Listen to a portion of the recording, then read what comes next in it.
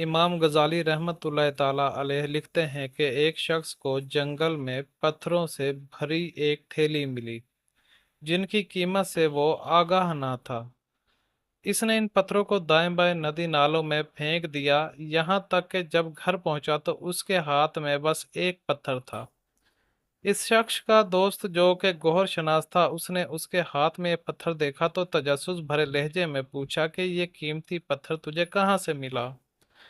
इसने कहा कि जंगल से। गौहर शनास दोस्त ने पूछा कि क्या ये पत्थर मुझे फरोख्त करोगे।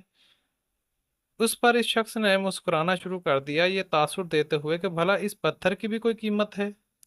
जब गौहर शनास ने कीमत बताई तो शख्स रोने लगा। गौहर शरा- गौहर शनास ने रोने की वजह पूछी तो कहने लगा कि मेरे पास इस तरह के बहुत सारे पत्थर थे जिन्हें मैंने अदम वाकफियत के बाइस जाया कर दिया।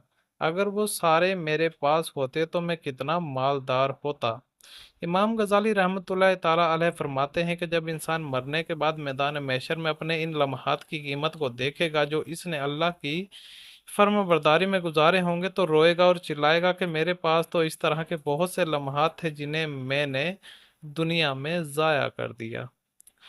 काश कि मैं इन लम्हात को अल्लाह ताला की अतायत तो फर्माबरदारी में गुजारा होता तो आज मेरे पास नेकियों का एक ज़ख़ीरा जमा होता और मेरी बख्शिश हो जाती।